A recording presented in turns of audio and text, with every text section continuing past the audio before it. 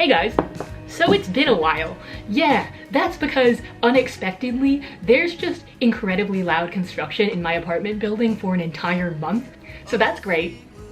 Anyways, the construction workers are like on a lunch break right now, so I'm gonna record this video as fast as possible before they get back and can hear me through the incredibly thin walls of my apartment complex, just talking to myself about thrifted clothing. Currently, I have a large and ever-growing colony of thrifted clothes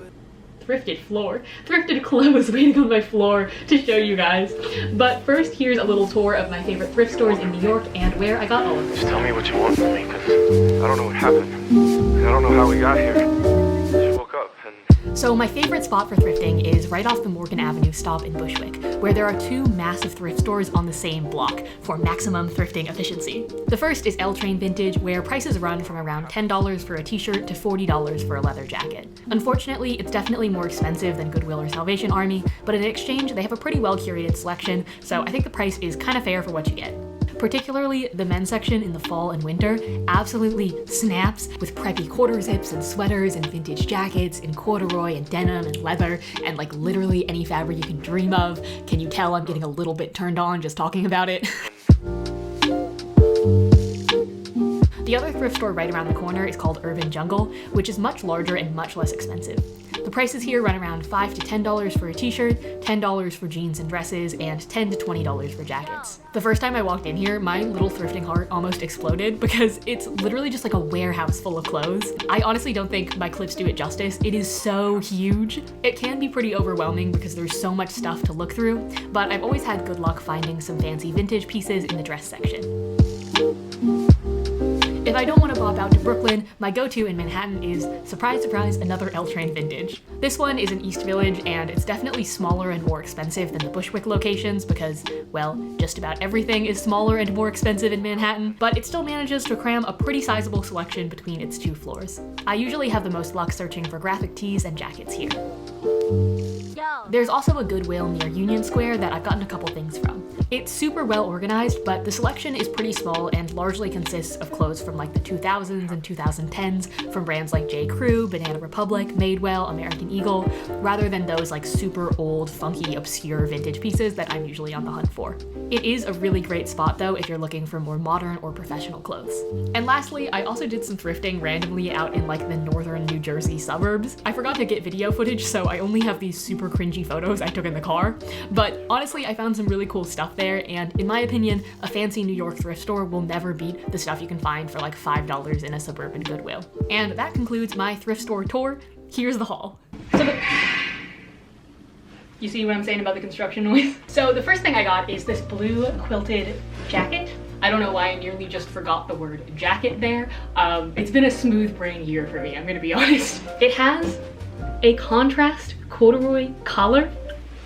Princess Carolyn, I am coming for your alliteration game. You guys know I am a hoe for anything corduroy, and I love how it made the collar really stand out on the jacket. And I also really like this kind of triangular silhouette. It like flares out at the bottom. It kind of reminds me of like the 60s Jackie Kennedy and or an Animal Crossing character. Take your pick. Underneath, I'm wearing this Lacoste sweater that I also thrifted. This is just a V-neck sweater that's pretty easy to find in the men's section, but what I do to style it is I layer a collared shirt underneath, and then I kind of just like pull up the hem and then drape the sweater over itself so it crops the length a little bit, and then with a skirt and some boots you have that like trendy schoolgirl look that's like a little bit pedophilic, but just to the extent that society will tolerate it. Here's the jacket styled with pants. It's a little more casual but still gives me big like young Hillary Clinton vibes. This outfit really says, I'm ready to dedicate my entire life's work to becoming an incredibly intelligent, well-read, and thoughtful politician, and still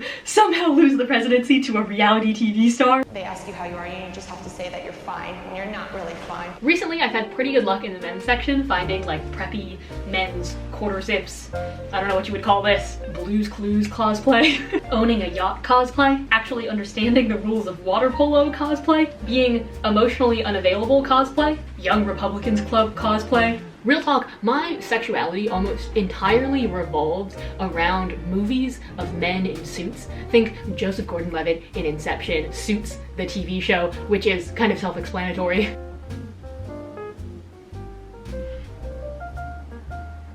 For some reason, I cannot for the life of me think of a third movie where a man wears a suit, even though I'm pretty sure it's nearly all of them. Point is, nothing tickles my fucking peach like a man in business wear. But little did I know when I moved to LA that LA is an absolute desert of men in anything closely resembling business wear. I did not see a man in khakis for 3 years. Until one day when I was walking around campus and I saw like a group of 3 handsome dudes in khakis and I was like, oh, this is my chance. This is my chance. Turns out that they were promoting the Young Republicans Club. I did still fuck one of them though. Girl, look at me in this dress.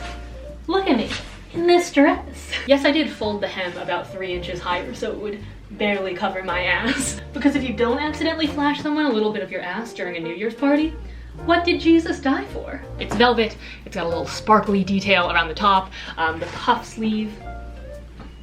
This is kind of the grown-up version of that dress and is what I would wear if I were like the president in a political drama trying to tell Russia to stop making such weird memes about our elections. I love this dramatic neckline though and the peplum. I feel like this is a dress that will look way better on me once I'm like 40 or 50 and I'm like sophisticated, confident, stop taking shit from men. Will that ever happen? I don't know. Let's find out. But when it does, I will wear this dress. It truly would not be a thrift haul in 2020 without a sweater vest. I got this one from the men's section and it's a little oversized, but luckily for me, my one special talent is stuffing a truly obscene amount of fabric into my pants. The key is like you reach down and you smooth it all the way down your butt. Like don't let it bunch up around the waistband. You just want one layer of fabric going all the way down. Then we pull out the edges, zhuzh it around a little bit. I like to bring some of the excess fabric towards the back so it's not so wrinkly in the front. Zip your pants all the way up because you forgot to do that. And there you go. It's a little poofy up here in the back, but at least it doesn't look like I shat myself. So I'll take it. The shirt I'm wearing underneath, well bam, surprise, is also thrifted. Who would have guessed it? Who would have thought? Not me. This is a little silky number from Ann Taylor Loft. I thought the cut of it was so gorgeous and feminine, and I love the little ruching detail on this sleeve. I just already know this is gonna be such a good staple in my wardrobe. I'm gonna be able to wear it with jackets, with pants, with skirts, with dresses, with underwear. It's so versatile. Sorry, I'm like kind of losing it because I've just realized how like contrived the way that you're supposed to talk about fashion on the internet is. And like, then when I start saying stuff like, oh, it's so cute and it would go so well with denim, I'm like, oh shit, no, that's not my actual voice. That's just me talking in the pre-established vernacular of fashion YouTube that I grew up watching for years and have also been talking in for years. So that's my weekly existential crisis. What's yours? Share in the comments below. Anyhow, I thought this top was cute, and it reminds me of something that like Zooey Deschanel's character in 500 Days of Summer would wear, which for some reason I have internalized as kind of the pinnacle of all style. Hence the bangs. And my deep-rooted attraction to angsty white boys. I also thrifted this jacket. I thought it was just a really unique cut. It's got puff sleeves, it's got a peplum. It also has this tartan lining, which I thought was so cool. So in order to match the lining, I paired it with some corduroy pants, some polka dots just to like add different patterns and textures, I don't know. Here's another way I'd style this jacket with some matching boots and a purse and a dress. I'm just naming things that you can see on screen. This reminds me of something that Blair Waldorf would wear in Gossip Girl when she's trying to be down to earth and casual when she goes to visit Brooklyn. Also, can we just talk about the fact that in Gossip Girl, they completely ignored the fact that the distance between the Upper East Side and Brooklyn is like an hour by like several different trains. Also the fact that Dan's family lives in such a nice loft in Brooklyn that there's definitely no way his dad could afford because it would be like $7,000 a month. And even more unrealistic, the fact that they never saw a full pack of rats running across the street. Hi ma'am. Sorry, do you need a very specific Allen wrench that I will never use again, but for some reason have saved and will probably never throw out? One Invisalign tray that I lost the other side of? Or this ear canal disinfectant that cost $264 without health insurance, but I still had to buy and only use for 1 week?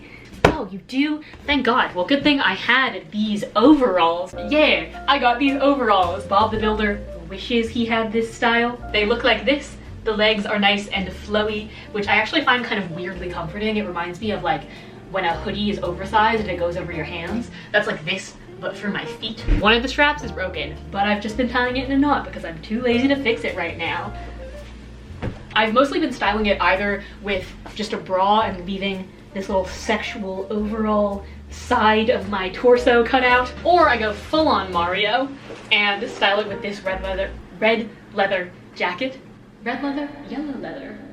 I was only a theater kid for like 1 year, so I don't remember the rest of that. I can still zip zap like a motherfucker though. Zip, zap, zop. Anyhow, I really like this leather jacket. I love how bold it is. I put my I voted sticker on it because it matched the color scheme and because I love to value signal that I voted in this election, just like everybody else on the internet. The past couple months, I must have been blessed by the leather jacket gods or something, because I also found this one.